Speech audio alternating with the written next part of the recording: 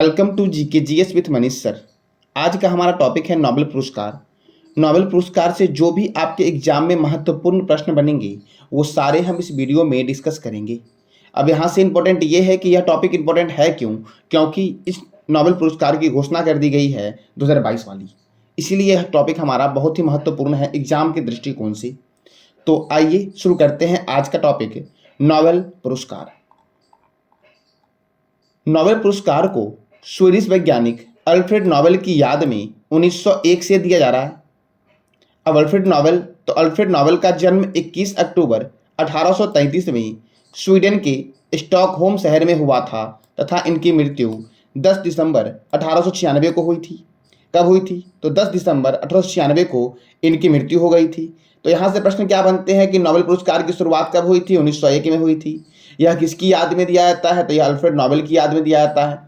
Alfred Nobel किस देश के थे? तो स्वीडन के थे।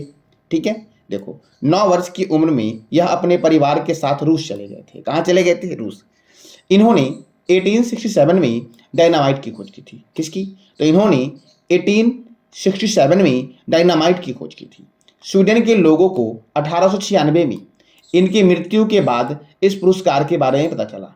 अर्थात देखो, अल्फ्रेड नोबेल जो थे वह अविवाहित थे और इन्होंने अपनी सारी संपत्ति इस नोबेल पुरस्कार के नाम पर डोनेट कर दी थी।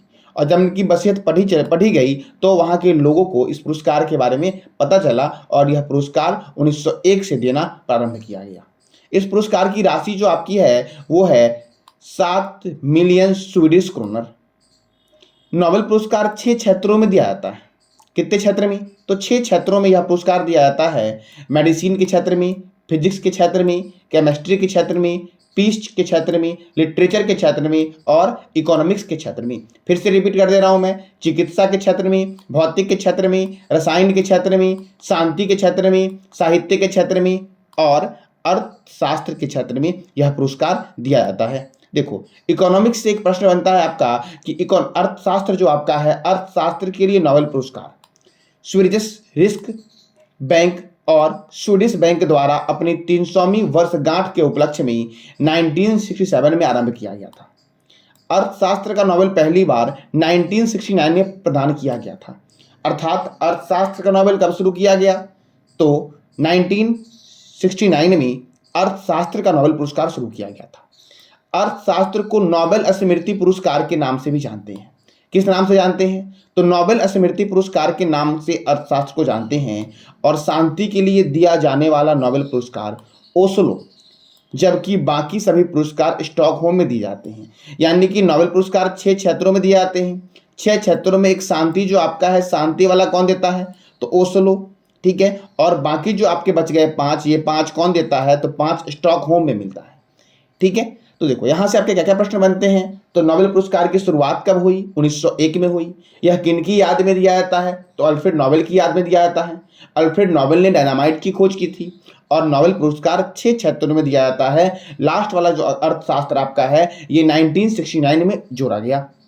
ठीक है, और अर्थशास्त्र को नोबेल स्मृति पुरस्कार के नाम से जानते हैं। और फिर आपने सीखा कि शांति के लिए दिया जाने वाला नोबेल पुरस्कार ओस्लो, जबकि बाकी सभी पुरस्कार स्टॉकहोम देती है। अब अगला टॉपिक है आपका, रविंद्रनाथ टैगोर को 1913 में किस क्षेत्र में नोबेल पुरस्कार प्रदान किया गया था? तो रविंद्रनाथ टैगोर को 1913 में आपका साहित्य के क्षेत्र में नोबेल पुरस्कार दिया गया था। देखो, 1910 में अंग्रेजी कवि थे W.V. इट्स ने टैगोर की गीतांजलि का अनुवाद अंग्रेजी में किया था। उसके बाद इन्हें 1913 में नोबेल पुरस्कार दिया गया। किस क्षेत्र में? साहित्य के क्षेत्र में। अगर आपसे पूछा जाए कि निम्नलिखित में कौन से भारतीय को सबसे पहले नोबेल पुरस्कार दिया गया, तो रविंद्रनाथ टैगोर को ही सबसे पहले नोबेल पुरस्कार दिया गया था। कब दिया गया था? तो 1913 में दिया गया था। किस पुस्तक के लिए दिया गया था? तो गीतांजलि के लिए दिया गया था। गीतांजलि का अंग्रेजी अनुवाद किसने किया था? तो W.V. इट्स ने इनका अंग्रेजी अनुवाद किया था। कब? तो 1910 में किया था। अब अगला प्रश्न है आपका, C.V. रमन को भौतिक के क्षेत्र में रमन इफेक्ट के लिए, रमन प्रभाव के लिए नोबेल पुरस्कार कब दिया गया? तो इनको दिया गया था 1931 में नोबेल पुरस्कार। किस क्षेत्र में? तो भौतिक के क्षेत्र में। और किसके लिए? तो रमन इफेक्ट के लिए दिया गया था C.V. रमन जी को। कब? 1930 में दिया गया था। अब देखो, नोबेल पुरस्कार विजेता भारतीय के बारे में जानेंगे और भारतीय मूल के व्यक्ति के बारे में जानेंगे कि कौन कौन व्यक्ति हैं जो भारत के हैं उनको नोबेल पुरस्कार दिया गया है या भारतीय मूल के हैं। तो रविन्द्रनाथ टैगोर को साहित्य के क्षेत्र में 1913 में दिया गया। डॉक्टर सीवी रमन को भौतिक के क्षेत्र में 1930 में दिया गया। डॉक्टर हरगोविंद खुराना को चिकित्सा के क्षेत्र में 1968 में दिया गया। मदर टेरेसा को शांति के क्षेत्र में 1979 में दिया गया। अच्छा, मदर टेरेसा को भारत रत्न भी दिया गया है। कब दिया गया है इसका जवाब देना है कमेंट बॉक्स में आपको कि मदर टेरेसा को भारत रत्न कब दिया गया था। डॉक्टर एस चंद्रशेखर को भौतिक के क्षेत्र में 1983 में नोबेल पुरस्कार दिया गया। डॉक्टर अमर्त्य सेन को अर्थशास्त्र के क्षेत्र में 1998 में नोबेल पुरस्कार दिया गया। बीएस नाइपोल को साहित्य के क्षेत्र में 2001 में नोबेल पुरस्कार दिया गया। वेंकट रमन रामकृष्णन को रसायन विज्ञान के क्षेत्र में 2009 में नोबेल पुरस्कार दिया गया। कैलाश सत्यार्थी को शांति के क्षेत्र में 2014 में दिया गया। देखो 2014 में पाकिस्तान की मलाला यूसुफजई के साथ इन्हें शांति का नोबेल मिला था। किनके साथ? तो कैलाश सत्यार्थी को 2014 में पाकिस्तान की मलाला यूसुफजई के साथ शांति का नोबेल मिला था। कब? तो 2014 में दिया गया था। अब है आपका अभिजीत विनायक बनर्जी को अर्थशास्त्र के क्षेत्र में 2019 में नोबेल पुरस्कार दिया गया था।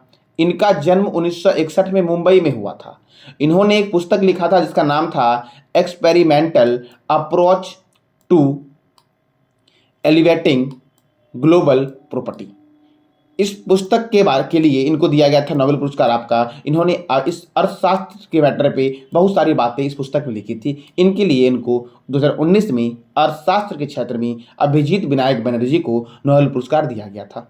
महात्मा गांधी जी को 5 बार 1937 में, 1938 में, 1939 में, 1947 में और 1948 में शांति के क्षेत्र में नोबेल के लिए नॉमिनेट किया गया था, लेकिन इनको नहीं दिया गया था नोबेल पुरस्कार। ठीक है, अब देखो अगला प्रश्न है आपका, डॉक्टर हरगोविंद खुराना को कृत्रिम जीन के संश्लेषण के लिए चिकित्सा का नोबेल पुरस्कार कब दिया गया था? तो डॉक्टर हरगोविंद खुराना को 1968 में कृत्रिम जीन के संश्लेषण के लिए इनको नोबेल पुरस्कार दिया गया था। कब दिया गया था? तो 1968 में दिया गया था। किस क्षेत्र में दिया गया था? चिकित्सा के क्षेत्र में दिया गया था। ठीक है, देखो अब इंपॉर्टेंट पॉइंट यहां से बनते हैं। नोबेल पुरस्कार विजेता की घोषणा अक्टूबर महीने में होती है। कब होती है? तो नोबेल पुरस्कार विजेता की घोषणा जो होती है वो अक्टूबर महीने में होती है, लेकिन यह पुरस्कार अल्फ्रेड नोबेल की पुण्यतिथि 10 दिसंबर को दिया जाता है। अगर आपसे पूछ लिया जाए कि नोबेल पुरस्कार कब दिया जाता है, तो नोबेल पुरस्कार 10 दिसंबर को दिया जाता है, क्योंकि 10 दिसंबर को अल्फ्रेड नोबेल की पुण्यतिथि होती है, उसी के दिन दिया जाता है इनको। ठीक है, अब देखो बाकी यह पुरस्कार एक क्षेत्र में एक वर्ष में अधिकतम 3 लोगों को दिया जाता है। अर्थात अगर फिजिक्स का क्षेत्र है तो फिजिक्स में कितने व्यक्ति को मिलेंगे? तो 3 व्यक्ति को मिलेंगे फिजिक्स के क्षेत्र में। ठीक है, अधिकतम, और कम से कम एक व्यक्ति को देना ही है। द्वितीय विश्व युद्ध के समय 1940 से 1942 तक नोबेल पुरस्कार नहीं दिया गया था। कब? अगर आपसे पूछ लिया जाए एग्जाम में कि निम्नलिखित में से किस वर्ष नोबेल पुरस्कार नहीं दिया गया था, तो 1940, 1941, 1942, 1943। तो 1943 में नोबेल पुरस्कार नहीं दिया गया था। 1943 में नोबेल पुरस्कार दिया गया था, बाकी 1940 से 1942 में नोबेल पुरस्कार नहीं दिया गया था, क्योंकि सेकेंड वर्ल्ड वॉर हो रहा था आपका। अब अगला प्रश्न है आपका, पहली बार मरणोपरांत एरी एक्सल कार्ल फल्डट को किस क्षेत्र में 1931 में नोबेल पुरस्कार दिया गया था? किनको? तो एरी एक्सल कार्ल फल्डट को किस क्षेत्र में 1931 में नोबेल पुरस्कार दिया गया था? तो साहित्य के क्षेत्र में इन्हें नोबेल पुरस्कार 1931 में दिया गया था, मरणोपरांत। ठीक है, अब अगला प्रश्न है, निम्नलिखित में किस व्यक्ति को 1961 में मरणोपरांत शांति के क्षेत्र में नोबेल पुरस्कार दिया गया था? ठीक है, कब? तो 1961 में मरणोपरांत शांति के क्षेत्र में किस व्यक्ति को दिया गया था नोबेल पुरस्कार? तो उनका नाम है डैग हैमरशोल्ड। ये यूएन के पूर्व महासचिव भी रह चुके हैं। इन्हीं को दिया गया था 1961 में मरणोपरांत शांति के क्षेत्र में नोबेल पुरस्कार। अब यहां से प्रश्न बनता है कि क्या अब वर्तमान समय में हम मरणोपरांत नोबेल पुरस्कार किसी व्यक्ति को दे सकते हैं या नहीं? तो नहीं दे सकते हैं। सुनो, देखो अब तक केवल 2 बार मृत व्यक्ति को यह पुरस्कार दिया गया है। कितनी बार? तो 2 बार। ठीक है, देखो पहले व्यक्ति थे एक्सल कार्ल फल्डट, एरी एक्सल कार्ल फल्डट। इनको दिया गया था 1931 में साहित्य के क्षेत्र में। किस क्षेत्र में? तो साहित्य के क्षेत्र में। और दूसरे थे डैग हैमरशोल्ड को शांति के क्षेत्र में 1961 में दिया गया था। कब दिया गया था? तो 1961 में इनको दिया गया था, जबकि एक्सेल कार्लफेल्डर को साहित्य के क्षेत्र में 1931 में दिया गया था। 1974 में मरणोपरांत नोबेल पुरस्कार दिए जाने का प्रावधान खत्म कर दिया गया था। तो आपसे पूछा जाएगा कि अब तक कितने व्यक्ति को मरणोपरांत नोबेल पुरस्कार दिया गया है? तो 2 व्यक्ति को। ठीक है, कौन? तो एक्सेल कार्लफेल्डर को साहित्य के क्षेत्र में 1931 में और डैग हैमरशोल्ड को शांति के क्षेत्र में 1961 में दिया गया था। और अगर आपसे पूछ ले कि नोबेल पुरस्कार बंद कब कर दिया गया मरणोपरांत दिए जाने का, तो 1974 में से मरणोपरांत नोबेल पुरस्कार दिए जाने का प्रावधान खत्म कर दिया गया है। कब खत्म कर दिया गया? तो 1974 में। अच्छा, नोबेल पुरस्कार मरणोपरांत सबसे पहले किसको मिला? तो एरी एक्सेल कार्लफेल्डर को साहित्य के क्षेत्र में 1931 में मिला, जबकि डैग हैमरशोल्ड को शांति के क्षेत्र में 1961 में मिला। कब मिला? तो 1961 में मिला। और प्रावधान खत्म कब हुआ? तो 1974 में हुआ। अगला प्रश्न है आपका, निम्नलिखित में से किस व्यक्ति को 2 बार नोबेल पुरस्कार दिया गया है? ये एग्जाम में कई बार आ चुका है कि निम्नलिखित में से कौन ऐसे व्यक्ति हैं जिनको 2 बार दिया गया नोबेल पुरस्कार? तो madam Curie, Linus Pauling, Frederick Sanger और इनमें से सभी, यानी कि ये तीनों व्यक्ति को दिया गया है आपका 2 बार नोबेल पुरस्कार। कितनी बार? 2 बार। देखो, अब तक 4 व्यक्ति ऐसे हैं जिनको 2 बार दिया गया है नोबेल पुरस्कार। कौन कौन है? तो मैडम क्यूरी को रेडियो सक्रियता की खोज के लिए दिया गया था। किसके लिए? तो मैडम क्यूरी को रेडियो सक्रियता की खोज के लिए 1903 में और 1911 में शुद्ध रेडियम रसायन के निष्कर्षण के लिए दिया गया था। ठीक है, लिनिंग पॉलिंग को 1954 में हाइब्रिडाइज्ड कक्षीय सिद्धांत के लिए रसायन के क्षेत्र में और 1962 में नाभिकीय परीक्षण निषेध एक्टिविटी के शांति के क्षेत्र में दिया गया था। किनको किनको दिया गया? तो मैडम क्यूरी को 2 बार दिया गया, एक बार भौतिक के क्षेत्र में दिया गया, एक बार रसायन के क्षेत्र में दिया गया। भौतिक के क्षेत्र में 1903 में दिया गया, जबकि रसायन के क्षेत्र में 2011 में दिया गया।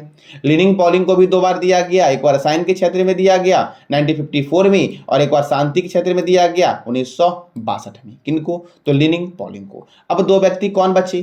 तो जॉन वॉर्डिन है एक आपके। जॉन वॉर्डिन को 1956 में ट्रांजिस्टर के आविष्कार के लिए और 1972 में अतिचालकता के सिद्धांत के लिए भौतिक के क्षेत्र में नोबेल पुरस्कार दिया गया। अगर आपसे पूछ लिया जाए कि जॉन वॉर्डिन को 1956 में किस क्षेत्र में दिया गया था? भौतिक के क्षेत्र में। और 1972 में किसके लिए? तो 1972 में भी भौतिक के क्षेत्र में ही इनको नोबेल पुरस्कार दिया गया था। अब अगले व्यक्ति है फ्रेडरिक सेंगर। तो फ्रेडरिक सेंगर को इंसुलिन मॉलिक्यूल की संरचना के लिए और 1980 में वायरस न्यूक्लियोटाइड्स के सीक्वेंसिंग के लिए रसायन के क्षेत्र में दिया गया था। यानी कि फ्रेडरिक सेंगर को रसायन के क्षेत्र में 1958 में दिया गया और फिर से रसायन के क्षेत्र में 1980 में दिया गया था। तो ये 4 व्यक्ति थे जिनको 2 बार दिया गया है नोबेल पुरस्कार। कौन कौन है आपके? तो एक तो मैडम क्यूरी है, ठीक है, फिर से जॉन वॉर्डिन है, फ्रेडरिक सेंगर है और कौन है? तो लिनिंग पॉलिंग है। कौन है? Leaning polling. अब अगला प्रश्न है आपका, मलाला यूसुफजई। कौन? तो मलाला यूसुफजई सर्वाधिक कम उम्र में 17 वर्ष में नोबेल पुरस्कार दिया गया था। यह किस देश की थी मलाला यूसुफजई? तो यह पाकिस्तान की थी। किस देश की थी? पाकिस्तान की है मलाला यूसुफजई और इनको सबसे कम उम्र में नोबेल पुरस्कार दिया गया है 17 वर्ष की अवस्था में, और ये महिला है। ठीक है, तो अब देखो, मलाला यूसुफजई और कैलाश सत्यार्थी को शांति के क्षेत्र में 2014 में नोबेल पुरस्कार दिया गया था। सबसे कम उम्र में नोबेल पुरस्कार प्राप्त करने वाले पुरुष 25 वर्ष में लॉरेंस ब्रैंग थे। यह ऑस्ट्रेलिया के हैं और इनको भौतिक के क्षेत्र में दिया गया था। अगर आपसे पूछ लिया जाए कि नोबेल पुरस्कार सबसे कम उम्र में किसको दिया गया था, तो सबसे कम उम्र में दिया गया था मलाला यूसुफजई को। लेकिन अगर आपसे पूछ लिया जाए कि महिला में सबसे कम उम्र में किसको दिया गया, तो मलाला यूसुफजई, जबकि पुरुष में कौन हो जाएंगे? तो लॉरेंस ब्रैंग हो जाएंगे आपके, जो सबसे कम उम्र अर्थात 25 वर्ष की अवस्था में नोबेल पुरस्कार प्राप्त किए थे भौतिक के क्षेत्र में।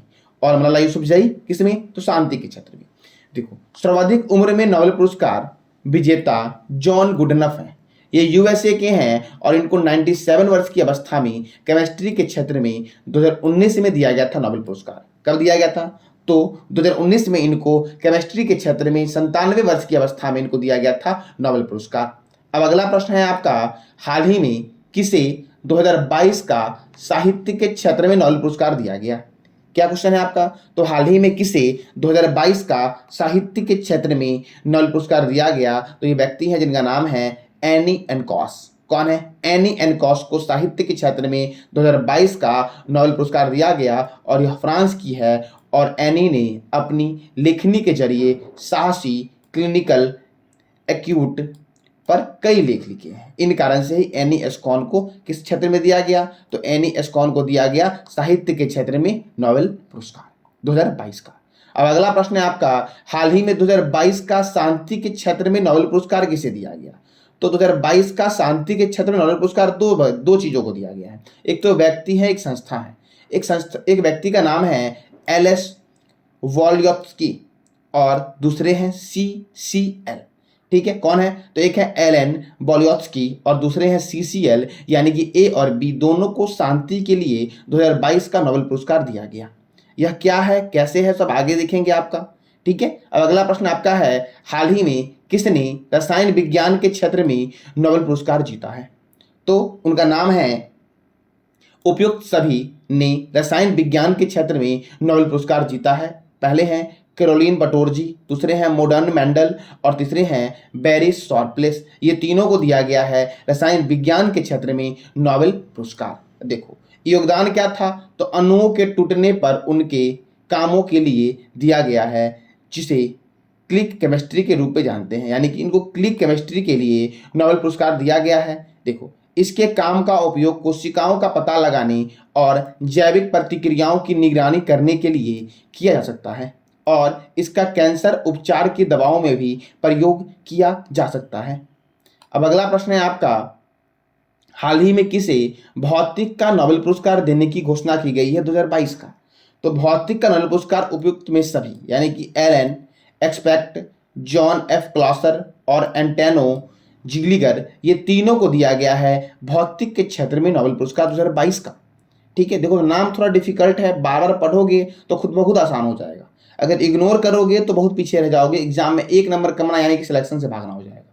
ठीक है, अब इनका योगदान क्या था? तो देखो Alain Aspect France, John F Clauser America और एंटेनो जिग्लिगर जो हैं ऑस्ट्रेलिया के वैज्ञानिक को संयुक्त रूप से क्वांटम सूचना के आधार पर नई तकनीकी का रास्ता साफ करने के क्षेत्र में दिया गया है। किनको किनको दिया गया है? तो एलन एक्सपेक्ट को दिया गया है, जॉन एफ क्लासर को दिया गया है और एंटेनो जिग्लिगर को दिया गया है। किस क्षेत्र में? तो भौतिक के क्षेत्र में 2022 का नोबेल पुरस्कार। अच्छा, नोबेल पुरस्कार की शुरुआत कब हुई थी? तो 1901 में हुई थी। अच्छा, अर्थशास्त्र कब जोड़ा गया था? तो आप जवाब देना कमेंट बॉक्स में कि अर्थशास्त्र का नोबेल पुरस्कार कब जोड़ा गया था। ठीक है, देखो हाल ही में स्वीडिश के स्वाते पैम्बो को किस क्षेत्र में नोबेल पुरस्कार दिया गया? तो स्वीडिश के स्वाते पैम्बो को मेडिसिन के क्षेत्र में दिया गया नोबेल पुरस्कार। योगदान क्या था? तो इन्होंने विलुप्त होने मीन और मानव विकास की आनुवांशिक से जुड़ी खोजों के लिए यह पुरस्कार दिया गया है। किस लिए दिया गया है? तो विलुप्त होमिनीन और मानव विकास की आनुवांशिक से जुड़ी खोज के लिए इन्हें किस क्षेत्र में? तो मेडिसिन के क्षेत्र में स्वाते पैम्बो को 2022 का नोबेल पुरस्कार दिया गया है। अब देखो इस वर्ष जो नोबेल पुरस्कार दिए गए हैं उनका लिस्ट एक बार देखते हैं फिर से।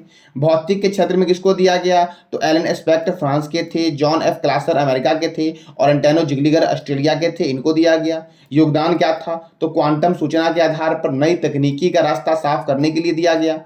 मेडिसिन के क्षेत्र में स्वाते पैम्बो को दिया गया, ये स्वीडन के थे। योगदान क्या था? तो विलुप्त होने मीन और मानव विकास की आनुवांशिकी से जुड़ी खोज के लिए दिया गया था। ठीक है, अब देखो आगे तीसरे व्यक्ति कौन है? तो रसायन विज्ञान के क्षेत्र में कैरोलिन बटोरजी अमेरिका के हैं, मिटर्न मेंडल डेनमार्क के हैं और बैरी शार्पलेस अमेरिका के हैं, इनको दिया गया। योगदान क्या था? तो अणुओं के टूटने पर उसके कामों के लिए दिया गया था, जिसे क्लिक केमिस्ट्री के रूप में जानते हैं। इनके लिए रसायन विज्ञान के क्षेत्र में इन तीनों को नोबेल पुरस्कार दिया गया था। अब साहित्य के क्षेत्र में किसको दिया गया? तो एनी एनकॉस को दिया गया, ये फ्रांस की हैं। इनका योगदान है सामाजिक असमानता के लिए हमारी आंखें खोलना और इस उद्देश्य के लिए वह भाषा को चाकू के रूप में इस्तेमाल करती है, इसीलिए इनको दिया गया था साहित्य के क्षेत्र में एनी एस्कॉन को 2022 का नोबेल पुरस्कार। अच्छा, शांति का किसे दिया गया? तो एलएस वॉल्योत्स्की को, जो बेलारूस के हैं। CCL यानी कि यूक्रेनी मानवाधिकार संगठन सेंटर फॉर सिविल लिबर्टीज। ठीक है, शांति के लिए किसको दिया गया? तो CCL को दिया गया, मतलब यूक्रेनी मानवाधिकार संगठन सेंटर फॉर सिविल लिबर्टीज को दिया गया शांति के क्षेत्र में नोबेल पुरस्कार। ठीक है, अब आगे देखते हैं। अर्थशास्त्र बच गया हमारा, तो अर्थशास्त्र के क्षेत्र में बेन एस बर्नार्डके को दिया गया, डगलस डब्ल्यू डायमंड को दिया गया और फिलिप एच डाइविंग को दिया गया अर्थशास्त्र के क्षेत्र में 2022 का नोबेल पुरस्कार। फिर से देखते हैं, बेन एन वर्नांके को दिया गया, डगलस डब्ल्यू को दिया गया, डगलस डब्ल्यू डायमंड को दिया गया, फिलिप एच डाइविंग को दिया गया अर्थशास्त्र के क्षेत्र में 2022 का नोबेल पुरस्कार। इनका योगदान था बैंक और वित्तीय संकटों पर शोध। तो ये था हमारा आज का टॉपिक नोबेल पुरस्कार। जानकारी अच्छी लगी हो तो लाइक करें, शेयर करें और सब्सक्राइब करें और अपने फ्रेंड को भेजें ताकि वह भी इसको देख के अपने एग्जाम में स्कोर कर सके। धन्यवाद।